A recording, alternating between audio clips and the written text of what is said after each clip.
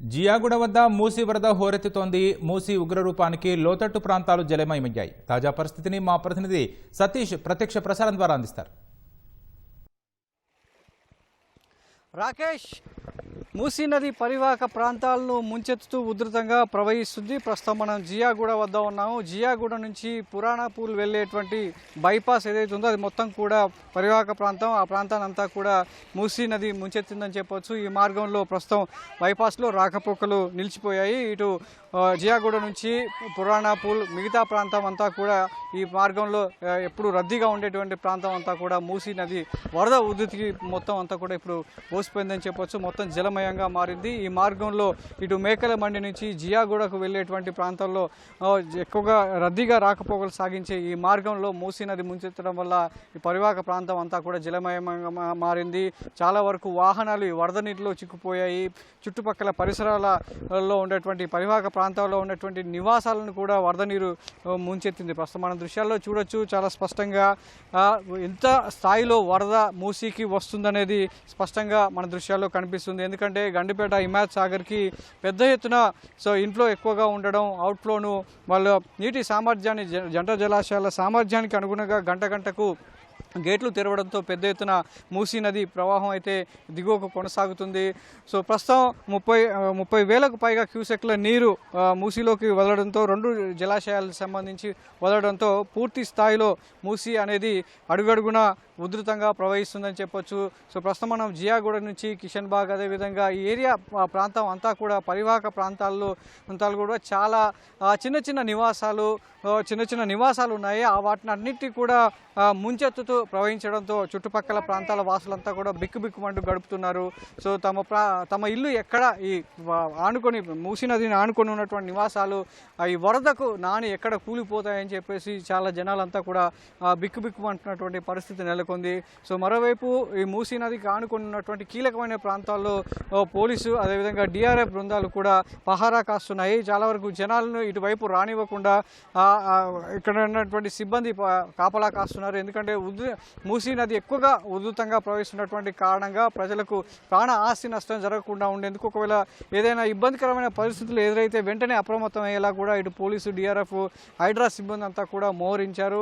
మూసీ నది పరివాహక ప్రాంతాలకి దారి తీసేటువంటి మార్గాలు చాలా వరకు ఇటు లంగరౌజ్ నుంచి మొదలుకుంటే చాదర్గఢ్ వరకు చాలా చోట్ల కూడా మూసీ నదిని పరివాహక ప్రాంతానికి దారి తీసే చాలా మార్గాలు ఉన్నాయి. ఆ మార్గాలన్నింటి కూడా ఇప్పటికే పోలీసులు మూసివేశారు. ఇటువైపుగా రాకపోకలను కూడా నిలిపివేయడం జరిగింది. ఇప్పటికే ఇటు జియాగూడ నుంచి పురాణాపూల్ వరకు పూర్తి స్థాయిలో బైపాస్లో పూర్తిగా రాకపోకలు అనేది నిలిపివేయడం జరిగింది. బారికేడ్లు ఏర్పాటు చేసి మరోవైపుగా వాహనాలను దారి మళ్లిస్తున్నారు. అదేవిధంగా మూసీ నదిలో అక్కడక్కడ ఉన్నటువంటి చిన్న దేవాలయాలు కావచ్చు, పరివాహక ప్రాంతాన్ని ఆనుకున్నటువంటి శ్మశాన వాటికలు కూడా పూర్తి స్థాయిలో నీట మునిగాయి. దేవాలయాల్లో అయితే పూర్తిగా నీరు చేరుకోవడం జరిగింది. అక్కడక్కడ పురాణాపూల్ వద్ద ఉన్నటువంటి శివాలయంలో ఓ కుటుంబం ఇంకా దేవాలయంలోనే ఉండిపోయింది. వరద తగ్గితే వాళ్ళు బయటకు వచ్చేటువంటి పరిస్థితులు ఉన్న దృష్ట్యా ఆ కుటుంబాన్ని రక్షించేందుకు డిఆర్ఎఫ్ కావచ్చు, అక్కడ ఉన్నటువంటి పోలీస్ సిబ్బంది ప్రయత్నాలు కొనసాగుతున్నాయి. అయితే వరద తగ్గితే మాత్రం వాళ్ళు బయటకు వచ్చే అవకాశం ఉన్నట్టుగా చెప్తున్నారు. ఇలా మూసీ నది బాపుఘాట్ నుంచి అదే సంగమం దగ్గర నుంచి కింద నాగోలు అదేవిధంగా ఫిర్యాదు కూడా అక్కడ వరకు కలిసేటువంటి ప్రాంతాన్ని అంతా కూడా ఎప్పటికప్పుడు అధికారులు సమీక్షిస్తూ పరివాహక ప్రాంతాల్లో ఉన్నటువంటి ప్రజలకు ఇబ్బంది లేకుండా వారందరినీ కూడా నిన్న రాత్రి నుంచే కొన్ని ప్రాంతాల్లో లోతట్టు ప్రాంతాలు ఏవైతే ఉన్నాయో పరివాహక ప్రాంతాల్లో ఉన్నటువంటి లోతట్టు ప్రాంతాల్లో ఉన్నటువంటి జనాలను దాదాపు 1000 నుంచి 2000 మందికి అందుని రాత్రికే పునరావాస శిబిరాలకు తరలించగా మొత్తం వారి సంఖ్య దాదాపు 4000కు దాటిందని చెప్పి జిహెచ్ఎంసీ చెప్తుంది. వారందరికీ కూడా భోజన సదుపాయాన్ని కల్పించి పునరావాస కేంద్రాల్లో ఉన్నటువంటి పరిస్థితిని కూడా జిహెచ్ఎంసీ కమిషనర్ ఆర్వి కర్ణన్ ఎప్పటికప్పుడు సమీక్షిస్తూనే ఉన్నారు. మరోవైపు ఈ పరివాహక ప్రాంతానికి సంబంధించి ఏదైతే లోతట్టు జియాగూడ లాంటి ప్రాంతాలు కావచ్చు, లేదంటే చాదర్ఘాట్ లాంటి ప్రాంతాలు ఏవైతే ఉన్నాయో ఇంకా వరద పెరిగే కొద్దీ వాళ్ళ అక్కడ ఉన్నటువంటి తీవ్రత ఎక్కువగా ఉన్నటువంటి దృష్ట్యా అధికార యంత్రాంగం మరింత అప్రమత్తమైంది.